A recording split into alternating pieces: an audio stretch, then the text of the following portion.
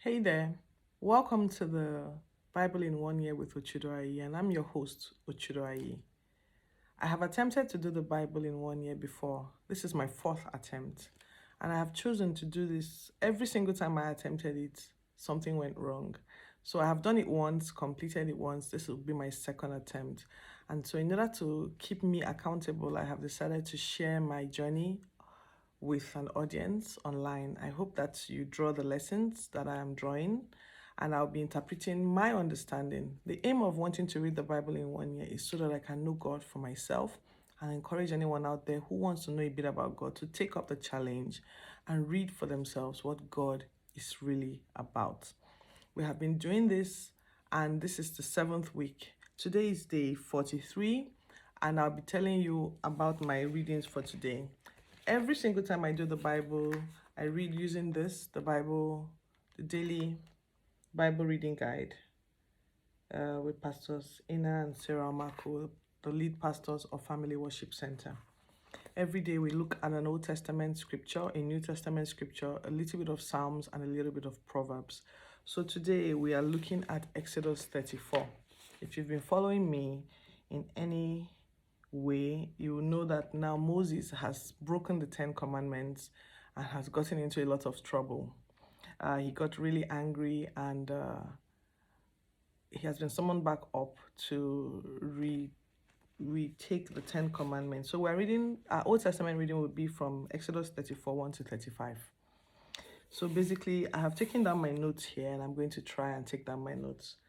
So the Lord said to Moses, "Chisel out 2 stone tablets like the first one, and I will write on them again the words that were on the first tablet, which you broke.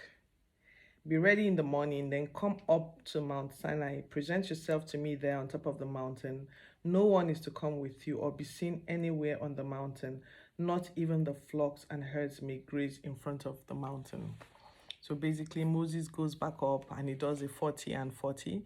And by 40 and 40, I mean 40 days and 40 nights. I mean, that was just what he spent there. And the Israelites broke. They built the golden calf and broke everything. So today, let me just quickly go through. Moses went back up again after God summoned him and spent another 40 and 40 with God. God reminded him what his laws were again, and God was going to have them written for the Israelites. He told Moses that he was going to make sure they were in awe of who he was. Like maybe he was like, these guys don't really know who I am. I'm going to show them who I am. I'm going to make sure they never forget who they're dealing with. I am the God. So I marked something out here in my Bible. I'm reading from the New International Version today. I marked something out here. It seems like anytime God showed up and met with Moses, he always like hailed himself. So let me read out what he said here, what he says here. The Lord, maybe that's like Yahweh, Yahweh or something. The Lord, the compassionate and gracious God, slow to anger, abounding in love and faithfulness, maintaining love for thousands, and forgiving wickedness and rebellion and sin. Yet he does not leave the guilty unpunished. He punishes the children and their children for the sin of the fathers to the third and fourth generation. If you recall, I commented on that punishing them, saying that God is so powerful. Like I feel like it's a reverberation of the sins of the father. The punishment reverberates through all the way to the fourth generation. Okay, so that's God healing himself. Like every time he shows up, he reminds them who he is. So I think that every one of us should have some sort of creed like that, something that makes you remember. You know how some friends are popular and then they remind you when that friend comes around, he starts to say, I am the this, I am the that. I think that's who God, we learned that from God. So I took time to list out some of the things that he reminded them, what his laws were again. Number one here, he says he reminds them, he strikes up the covenant with Moses, promising to drive out the 6 nations. Let me try and read the nations: the Amorites, the Canaanites, the Hittites, the Perizzites, the Hivites, and the Jebusites. 6 nations out. Number 2, he says, don't worship any other God. Like, I'm really big on this one. Like, can you guys not try me with this other God business? Don't worship any other God. Don't treaty with them. Don't make any treaties with them. Okay? Do not, if once you move into the land, make sure you destroy anything that you met there. Don't try to accommodate. Don't be greedy. Don't cover. Don't take anything. Don't accommodate it. Destroy it completely. Anything you met there when you arrived, don't intermarry with them. The reason is simple. They will lure you away from what I'm trying to teach you. You are still too fresh in this business for you to think you are strong enough to handle intermarriage with them. Do not cast idols. Do not build. Do not sculpt. Do not cast in iron. In no form should you do anything that looks like an idol amongst you. Do not come empty-handed whenever it is you come to me. So I'm going to be visiting with you guys. Do not come to me empty-handed. Anytime the Passover comes around, you must have 7 days in a year where you have bread with no yeast. You know, no yeast. So if you remember when the Passover took place, they were asked not to eat bread with yeast. You must have 7 days off with no yeast. Every firstborn, every first offspring of anyone belongs to God, and every first male belongs to God. So you must redeem every first man. By redeeming means maybe like I don't know what redeem might have been exactly at that time, but maybe like give money in exchange for the firstborn son, or the firstborn anything, daughter, firstborn animal. If you're not going to redeem the animal, you break its neck. Redeem, it belongs to God. Sabbath, God was really, I think the Israelites were still struggling to learn how to rest. They are used to being slaves. They have been slaves for 400 years, or maybe a little less than that, because they didn't really become slaves immediately they went to Egypt. It had to be after Joseph had died and a new Pharaoh came that they didn't know who Joseph was. So do not, you must rest every seventh day. Every seventh day. Celebrate the Feast of Weeks with first fruits. The issue of first fruits is quite controversial in many climes, especially in my home country, Nigeria. Many of the clergy are perceived to be extremely conscious about financial blessings. So whenever the issue of tithe are mentioned, the issue of first fruits are mentioned, people are agitated. So I too have some concerns, which I would probably share as I am showing up as well. So every first fruit should be given annually, as well as the feast on ingathering. Celebrate Feast of Weeks. Celebrate Feast of Weeks with first fruit, yes. Do not offer blood sacrifices with yeast. God is still big on that no yeast thing. I wonder what that yeast thing means. I wonder why God is so big on not having yeast in food, at least for the Passover period. Every Passover food must not be left over to the next morning. Whenever Passover takes place, you must make sure it is consumed before the next day. Bring the best of your first fruits off the soil.